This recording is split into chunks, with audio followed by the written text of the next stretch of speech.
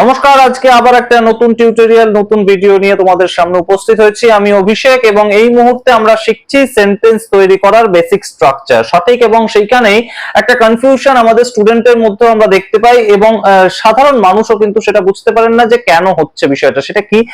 সেটা হচ্ছে প্রেজেন্ট টেন্সে আমরা যখন সেন্টেন্স তৈরি করি, সিম্পল প্রেজেন্ট টেন্সে আমরা যখন সেন্টেন্স তৈরি করি, তখন আমরা দেখি বিভিন্ন জায়গায় লেখা আছে, বইতেও লেখা থাকে, এবং আমরা যখন বলি বিভিন্ন মানুষকে বলতে শুনি, তখন আমরা দেখি হি গোজ ইউজ করা হচ্ছে, রাম গোজ ইউজ করা হচ্ছে, রাম টিচেস ইউজ করা হচ্ছে, অভিষেক টিচেস ইউজ করা হচ্ছে। অথচ আই যখন বলছি আমরা বা ইউ যখন বলছি, তখন টিচ হয়ে যাচ্ছে, গো হয়ে যাচ্ছে, তখন আর এস বা ইয়েস টা যুক্ত করা হচ্ছে না। সেটা কেন? এই প্রশ্নটা আমরা মাঝে মধ্যেই শুনি যে স্যার এটা নিয়ে একটা কনফিউশন হয়ে যাচ্ছে। সেইটা আপনি বলুন যে এইটা কেন হচ্ছে, আমরা আই গোজ কেন দিচ্ছি না বা আই টিচেস কেন দিচ্ছি না, অথচ হি টিচেস দিচ্ছি, রাম টিচেস দিচ্ছি। এই বিষয়টা একটু ক্লিয়ার করা দরকার। এটা বুঝতে গেলে বিভিন্ন বিষয়গুলো কিন্তু মাথায় রাখতে হবে। মাথায় কি কি রাখতে হবে? তিনটে জিনিস মাথায় রাখতে হবে। পার্সন, অর্থাৎ সেন্টেন্সের আমরা আগের দিনে শিখিয়েছিলাম, আগে খুঁজে বের করতে হবে সাবজেক্ট। এবার আমরা শিখবো যে সাবজেক্টের মধ্যে সাবজেক্ট কোন পার্সনে বিলং করছে, অর্থাৎ এখানে পার্সন বলতে কি বোঝানো হচ্ছে, ফার্স্ট পার্সন, সেকেন্ড পার্সন নাকি থার্ড পার্সন। এই তিনটে পার্সনের মধ্যে সাবজেক্টকে আগে আমাদের ক্যাটাগরাইজ করতে হবে। সেই সাবজেক্টটা কোন পার্সনে, সেই সাবজেক্টটা কোন পার্সনে আছে সেটা খুঁজে বের করতে হবে। তারপর নাম্বার। নাম্বার মানে এ তো অঙ্কের ক্লাস নয় স্যার, এ তো ইংলিশের ক্লাস, তাহলে আবার নাম্বার বিষয় আসছে কোত্থেকে? নাম্বার নিয়ে আমরা কেন শিখবো? এই নাম্বার, দুটো নাম্বারের ক্ষেত্রে আমরা জাস্ট ভাগ করব বিষয়টাকে, যে সিঙ্গুলার নাম্বার না প্লুরাল নাম্বার। অর্থাৎ সাবজেক্ট যে আছে আই বা রাম বা যদু বা দে, এই যে বিষয়গুলো আছে, এইগুলো সিঙ্গুলার নাম্বারে আছে না প্লুরাল নাম্বারে আছে। আর কি বিষয় আমরা ঠিক করব, সেটা হচ্ছে যে বাক্যটা আমরা তৈরি করতে যাচ্ছি সেটা কি সিম্পল প্রেজেন্টে আছে। এই তিনটে ক্লজ যদি ঠিক থাকে, তাহলেই কিন্তু আজকে আমরা যেটা শিখবো সেটা অবশ্যই তোমাদের কাজে লাগবে, অবশ্যই সারা জীবন কাজে লাগবে। যে কোনো ক্ষেত্রে ইংলিশ সেন্টেন্স তৈরি করতে গেলে সিম্পল প্রেজেন্টে একদম সেন্টেন্স তৈরি করা, এটা একদম জরুরি একটা কাজ, সাধারণ কাজ, এবং যার ভিত্তিতে কিন্তু দৈনন্দিন জীবনের প্রতিদিনের ইংরেজি তোমরা তৈরি করে ফেলতে পারবে উইদাউট এনি হেজিটেশন। চলো শুরু করা যাক আজকের ভিডিও, এবং অবশ্যই তোমরা কমেন্ট বক্সে কমেন্ট করে জানাও কেমন লাগছে আমাদের ভিডিওগুলো। অবশ্যই অনেক অনেক ভিউয়ারশিপ ইতিমধ্যে আমরা পেয়েছি বেশ কয়েকটা ভিডিওতে, এবং শর্টসে তোমরাও দেখছি যে খুব ইন্টারেস্টেড। তো জানাও আরো কিরকম ভিডিও চাইছো, কোন কোন কনফিউশন গুলো ইংলিশে রয়েছে তোমাদের, প্রতিটা জিনিস নিয়ে আমরা আলোচনা করার চেষ্টা করব। অবশ্যই সাবস্ক্রাইব করে দিও, শেয়ার করো এই চ্যানেল বেশি বেশি করে। এই মুহূর্তে তোমরা জানো যে আমরা যে সেন্টেন্স ফ্রেমিং শিখছি তার মধ্যে দুটো জিনিস আগে তোমাদের শিখিয়ে দিয়েছি। যদি না দেখে থাকো আগের ভিডিও, অবশ্যই গিয়ে দেখে নাও আমাদের চ্যানেলে। যে সেন্টেন্স তৈরি করতে গেলে আগে আমাদের দুটো জিনিস লাগবে, ভার্ব এবং সাবজেক্ট। সাবজেক্টটা আগে আসবে এবং ভার্বটা তার পরে আসবে। আগে খুঁজে বের করতে হবে আমি কার সম্বন্ধে কথা বলছি, সেন্টেন্সটা আমি কার সম্বন্ধে বলছি। আমি কি নিজেকে নিয়ে কথা বলছি, অর্থাৎ আই, সেই কথাটা আমরা ইউজ করছি, নাকি আমি অন্য কাউকে নিয়ে, হি বা শি বা রাম বা অভিষেক এদেরকে নিয়ে কথা বলছি, সেটা আগে ঠিক করতে হবে। নাকি আমি ইউ কে নিয়ে কথা বলছি, মানে তোমাকে নিয়ে কথা বলছি, এগুলো আগে ঠিক করে ফেলতে হবে। ঠিক করে ফেলার পর আমরা এবারে তারপর তার মেন ভার্বটাকে বসাবো, অর্থাৎ I go, I eat, I teach, Abhishek teaches. এই যে এইখানে কনফিউশনটা, এটা নিয়ে আজকের ভিডিওটা। অভিষেক কেন টিচেস হয়ে গেল স্যার? অভিষেক টিচ হলো না কেন? আই তো গো, আই টিচ হয়, তাহলে অভিষেক টিচেস হয় না কেন? এইটা প্রশ্ন।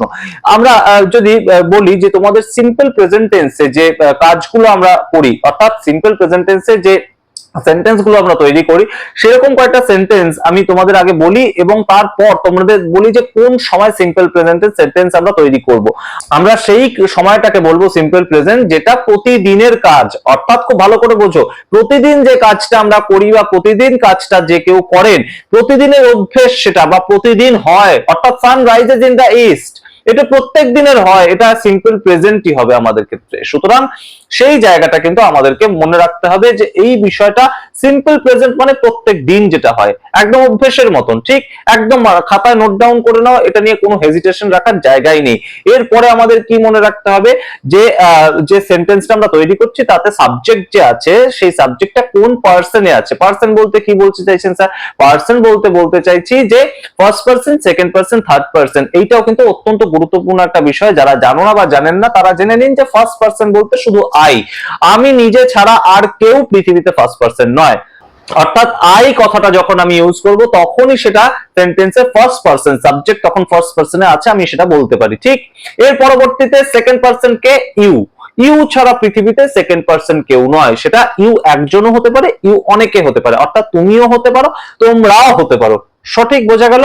অর্থাৎ first person I, second person you. I এবং ইউ বাদ দিয়ে যা আছে পৃথিবীর সমস্ত কিছু থার্ড পার্সন, অর্থাৎ যে কোনো নাউন, যে কোনো প্রোনাউন, সমস্ত কিছু কিন্তু থার্ড পার্সন। যেমন রাম, যদু, মধু, ভরত, অভিষেক, প্রতিষ্ঠা, সৃজনী, সবাই কিন্তু থার্ড পার্সন। এবার আমাদের খুঁজে বের করতে হবে যে থার্ড পার্সন হলেও থার্ড পার্সনের মধ্যে কোনটা সিঙ্গুলার নাম্বার, কোনটা প্লুরাল নাম্বার, সেটা আমরা পরে আসছি। আরেকবার একটু ঝালিয়ে নিই, first person, second person, third person. First person তোমরা খাতায় নোট ডাউন করো যে ফার্স্ট পার্সন মানে শুধু আই, আই ছাড়া অন্য কিছু ফার্স্ট পার্সন নয়, ঠিক। দ্বিতীয় কি? সেকেন্ড পার্সন, সেকেন্ড পার্সনের মধ্যে থাকছে শুধুমাত্র ইউ, তুমি, তুমিও হতে পারে, তোমরাও হতে পারে, এইটাই কিন্তু সম্পূর্ণভাবে সেকেন্ড পার্সন।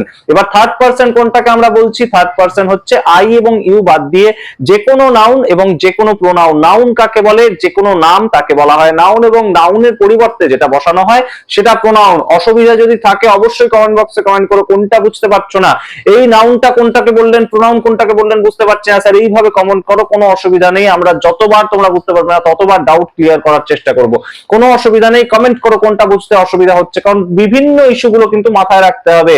এখানে সিঙ্গুলার নাম্বার, প্লুরাল নাম্বার, এটা মাথায় রাখতে হবে। Person, first person, second person, third person, এই তিনটে পার্সনের মধ্যে আমার সাবজেক্ট কোন পার্সনে সেটা আমাকে মাথায় রাখতে হবে, এবং তার সঙ্গে মাথায় রাখতে হবে কি যে সেন্টেন্সটা আমরা তৈরি করছি সেটা কি সিম্পল প্রেজেন্টে তৈরি করছি, অর্থাৎ প্রতিদিনের কাজ কি সেটা, প্রতিদিন কি সেই কাজটা আমি করি, অর্থাৎ প্রত্যেকদিন আমি স্কুলে যাই সেরকম সেন্টেন্স তৈরি করছি, নাকি মাঝে মধ্যে যাই সেটাকে আমরা বলতে চাইছি, সেটা কিন্তু আমাদের আগে বুঝতে হবে। তাহলে তিনটে বিষয় একদম এস বা ইয়েস কখন যুক্ত হবে সেটা আমরা শেখার চেষ্টা করছি। মেন ভার্ব অর্থাৎ মেন যে ক্রিয়াটা, কাজ যেটা, সেটা আমরা যখন বোঝাবো তখন আমরা সিম্পল প্রেজেন্ট টেন্সে যখন সেন্টেন্স তৈরি করব, যে ইট ইজ রেইনিং, এটা কিন্তু সিম্পল প্রেজেন্ট টেন্স হলো না, ইট রেইনস এই কথাটা যদি হয় তাহলে কিন্তু সিম্পল প্রেজেন্ট টেন্স হলো। সম্পূর্ণ বোঝার চেষ্টা করো, এই মুহূর্তে বৃষ্টি পড়ছে সেটা সিম্পল প্রেজেন্ট টেন্স নয়, সেটা প্রেজেন্ট কন্টিনিউয়াস টেন্স। কিন্তু বৃষ্টি পড়ে, ইট রেইনস, বৃষ্টি পড়ে, এই যে কথাটা, এই কথাটা কিন্তু সিম্পল প্রেজেন্ট টেন্স। এর পরবর্তীতে হি টিচেস, হি টিচেস অর্থাৎ সে পড়ায়, সে রোজই পড়ায়, অর্থাৎ রোজ পড়ায়, এই তার পড়ানোটাই কাজ, সেই জায়গাটা আমরা ইন্ডিকেট করার জন্য হি টিচেস কথাটা ইউজ করব। কিংবা I go to school, I go to school, আমি প্রতিদিন স্কুলে যাই, অর্থাৎ সেইটা বোঝানোর জন্য আমরা ইউজ করছি ফার্স্ট পার্সন আই, এবং তার সঙ্গে যেহেতু গো দিচ্ছি সেহেতু আমরা কিন্তু এস বাই এস যুক্ত করছি না। তাহলে তিনটে ক্লজ মনে রাখতে হবে। ফার্স্টে হবে থার্ড পার্সন সিঙ্গুলার নাম্বার, এবং প্রেজেন্ট টেন্সে যদি আমার সাবজেক্ট থাকে তাহলে ভার্বের শেষে এস বা ইএস যুক্ত হবে। থার্ড পার্সন বোঝার চেষ্টা করো এবং মনে রাখার চেষ্টা করো, অত্যন্ত ক্রুশিয়াল জিনিস এটা, ভুল হওয়ার থেকে সম্পূর্ণ রেহাই পাবে তোমরা। অর্থাৎ he, she, Ram, Shyam, Jadu, Madhu, they, we, সমস্তটা থার্ড পার্সন, সবকিছু থার্ড পার্সন। আই এবং ইউ বাদ দিয়ে যা কিছু আছে নাউন এবং প্রোনাউন সব থার্ড পার্সন। বোঝা গেল? এবার থার্ড পার্সন যদি হয় তাহলে সেকেন্ড ক্লজটা কি আমাদের এস বাই এস যুক্ত করার ক্ষেত্রে, সেটাকে সিঙ্গুলার ফর্মে থাকতে হবে, প্লুরাল ফর্মে থাকলে এস বাই এস যুক্ত হবে না, অর্থাৎ দে গো হবে, দে গোজ হবে না, হি কিন্তু গোজ হয়ে যাবে। অর্থাৎ থার্ড পার্সন সিঙ্গুলার নাম্বার, একজন ব্যক্তির কথা যদি থার্ড পার্সনে বলা হয় তাহলেই শুধুমাত্র ভার্বের শেষে এস বাই এস যুক্ত হবে, এবং সেটা কখন? প্রেজেন্ট টেন্স হতে হবে। এই তিনটে ক্লজ যদি ম্যাচ করে তাহলেই একমাত্র ভার্বের শেষে এস বাই এস যুক্ত হবে। কোন তিনটে ক্লজ? একটা হচ্ছে প্রেজেন্ট টেন্সে সেন্টেন্স থাকতে হবে, দ্বিতীয় হচ্ছে সেন্টেন্সের যে কর্তা অর্থাৎ সেন্টেন্সের যে সাবজেক্ট তাকে থার্ড পার্সন হতে হবে, এবং তার সঙ্গে তাকে সিঙ্গুলার নাম্বার হতে হবে, সে প্লুরাল নাম্বার হলেও হবে না, তাকে সিঙ্গুলার নাম্বার হতে হবে, এক বচন হতে হবে। সুতরাং third person singular number, present টেন্সে যদি সাবজেক্ট থাকে তাহলে সেই ক্ষেত্রে ভার্বের শেষে এস বা ইএস যুক্ত হবে। কয়েকটা সেন্টেন্স আমরা যেমন ভাবে বলছি, তোমরা কয়েকটা সেন্টেন্স কমেন্ট বক্সে কমেন্ট করো।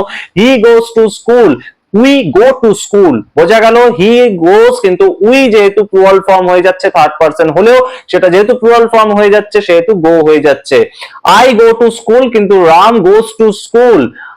I teach English but Abhishek teaches English. বোঝা যাচ্ছে প্রত্যেকটা বিষয় কেন হচ্ছে, কোনটা হচ্ছে, সমস্তটা আমরা বলেছি এই ভিডিওতে। আরো একবার দরকার হলে পজ করে করে দেখো।